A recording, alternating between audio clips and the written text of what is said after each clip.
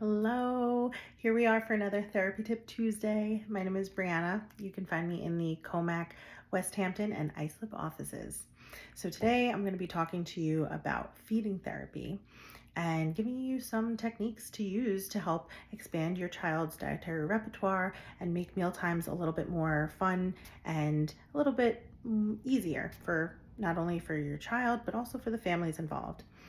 So feeding therapy really aims to expand a child's dietary repertoire, the foods that they accept and the foods that they prefer. We like to slowly expose them to different experiences with food. A lot of times it is based around play to make it more fun, to take the pressure off, to ease anxiety. It's important to remember that eating is a very difficult task, and it involves a lot of sensory components. And a lot of times, children, when they're eating, that's going to be the most difficult sensory task that they can do. So we like to use an approach called the SOS approach. It stands for Sequential Oral Sensory Approach. And this is an evidence-based approach based on feeding therapy that slowly works up the steps to eating. So a lot of people think that eating only involves picking up food, putting it in your mouth, swallowing it, and that's it. But there's actually about 32 steps. So the main steps, there's about 6 of them. So the first step would be tolerate. So is your child able to be in a room with a certain food? Can they sit at the table and be okay with a certain food on their plate or in front of them? The second step is interact. So are they able to move the food around on their plate, either with a utensil, maybe with a napkin? Can they be around people who are making the food and help them in that process? The next step we are working up to is smell. So can your child smell food? Can they tolerate the scents in the room? Can they put their nose down and take a smell of whatever is on their plate? The next step would be touch.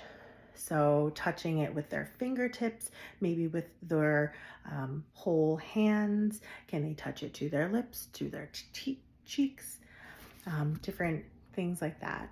And then taste would be the next step. So licking the food, maybe taking a bite of the food and then spitting it out, maybe taking a bite of the food, holding it in their mouth for a few seconds and then spitting it out, or maybe biting the food, taking a few chews and then spitting it out. The final step, the ultimate step that we're working up to, is eating.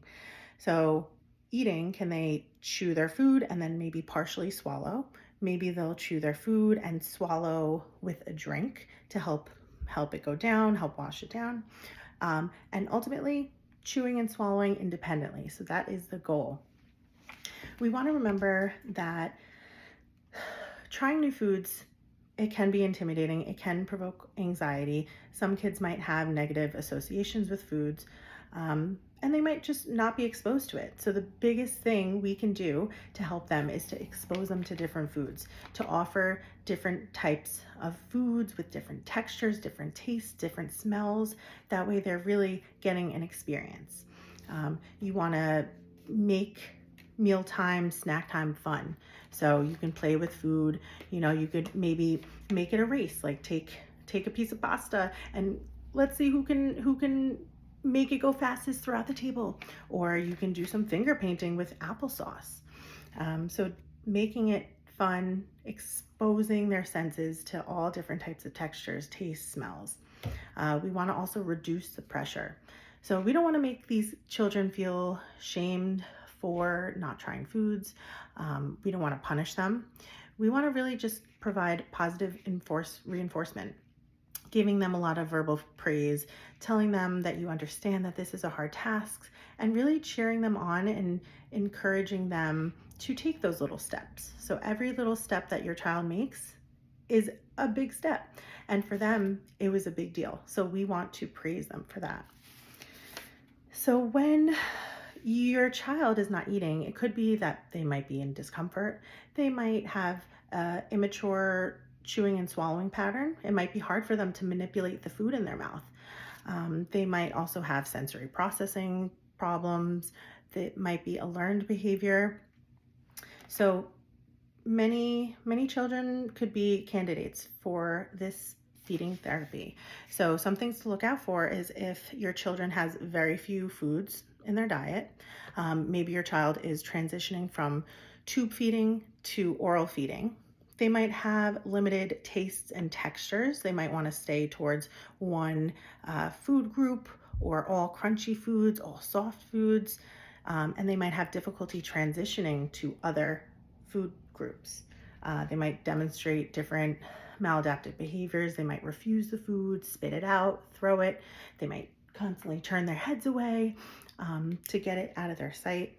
One of the things we want to remember is that when children have these behaviors, it usually serves as a purpose, and they are communicating to you. So they're telling you that they don't like it for whatever reason, they are rejecting it.